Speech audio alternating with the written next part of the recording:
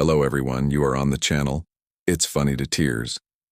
Today I'm sharing a story that's part culinary catastrophe, part life lesson, and 100% hilarious in hindsight. So grab a snack, preferably one that isn't burnt, and settle in. This is the tale of the great Thanksgiving turkey explosion of 2023. It all started with a brilliant idea. This year, I announced to my family, I'm not just roasting a turkey, I'm deep frying it. I'd seen those amazing videos online, a golden brown, crispy-skinned bird emerging from a vat of oil like a majestic, edible phoenix rising from the ashes. It looked so easy, so foolproof. What could possibly go wrong? Famous last words, right? First, I needed a deep fryer. Not just any deep fryer, but a massive outdoor propane-powered cauldron big enough to handle a 20-pound bird. I found one on sale, a shiny silver pot that screamed, professional. I felt like a culinary champion just assembling it in my backyard. I even bought a special injector to fill the turkey with a secret blend of butter, garlic, and herbs. I was a gourmet god in the making. The turkey itself was a magnificent specimen. I thawed it for what felt like an eternity, following the instructions meticulously. The most important rule, as every online tutorial stressed, was that the turkey must be completely, utterly, bone dry. Moisture and hot oil are mortal enemies, one video warned. I patted that bird dry with an entire roll of paper towels. I even used a hairdryer on a cool setting. That turkey was drier than a stand-up comedian's wit. Or so I thought. Thanksgiving morning arrived. The air was crisp, the family was gathering, and the smell of side dishes was wafting from the kitchen. It was my time to shine. I wheeled the fryer into the middle of the backyard, a safe distance from the house, the shed, and my neighbor's prize-winning rose bushes. I filled the pot with gallons of peanut oil, carefully marking the fill line as instructed. I fired up the propane burner, and soon the oil was shimmering at a perfect 350 degrees Fahrenheit.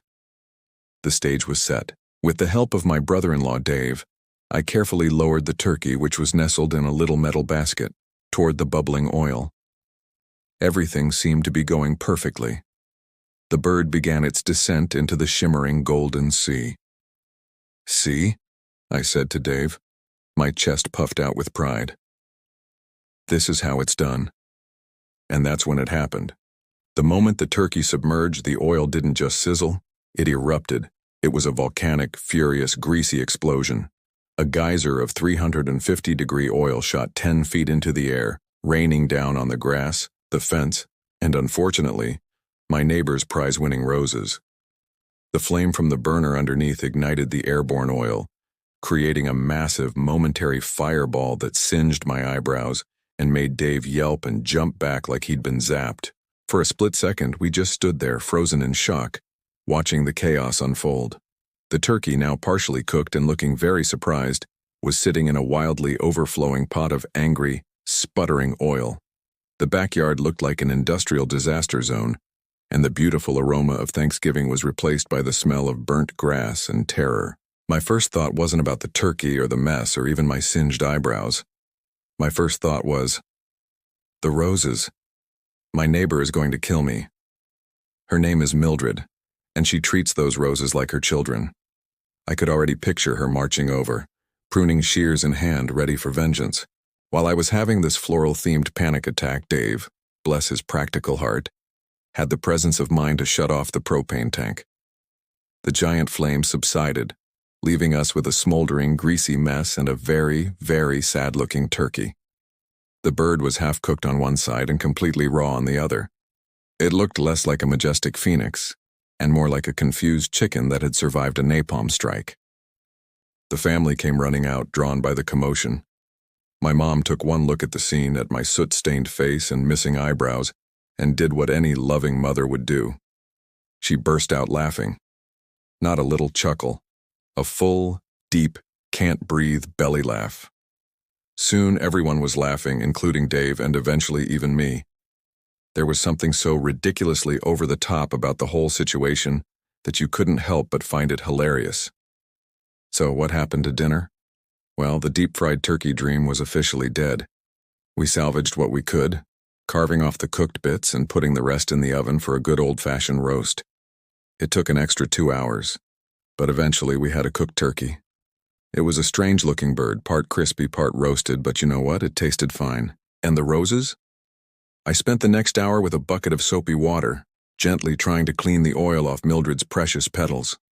She came over to see what all the fuss was about, took one look at the greasy leaves and my pathetic, apologetic face, and just shook her head. "You owe me a new rose bush for my birthday, you young hooligan," she said, but she was smiling. It turns out even prize-winning gardeners have a sense of humor. The Great Thanksgiving Turkey Explosion became an instant family legend. Every year now someone says, "Remember that time you almost burned down the backyard?" And we all have a good laugh. My eyebrows grew back, thankfully, and I've stuck to roasting my turkey in the oven ever since. So what's the moral of the story? First, maybe don't believe everything you see on the internet. Cooking can be an adventure, but sometimes it's an adventure you're not quite equipped for. Second, and more importantly, things will go wrong. Your plans will explode, sometimes literally. You'll make a mess, you'll singe your eyebrows, you'll disappoint your neighbor. But in those moments of total failure, if you can take a step back and find the humor in it, those disasters become the best stories. They become the memories that bind you together with your family and friends. Our Thanksgiving wasn't ruined by the turkey explosion. In a weird way, it was made better. We didn't just share a meal that day, we shared a moment of pure, unadulterated chaos that we'll be laughing about for the rest of our lives. And that's a lot more valuable than a perfectly crispy-skinned turkey. So next time you have a cooking disaster, or any kind of disaster, try to find the funny side, because sometimes the biggest messes make for the best memories. Thank you so much for hanging out with me today and letting me share my tale of culinary woe. If you've ever had a cooking disaster of your own, I would absolutely love to hear about it in the comments below. Let's share our failures and have a good laugh together. And if you enjoyed this story, please give this video a thumbs up and consider subscribing to It's Funny to Tears for more stories that prove life is often at its best when it's at its most ridiculous. We'll see you in the next video. Bye for now.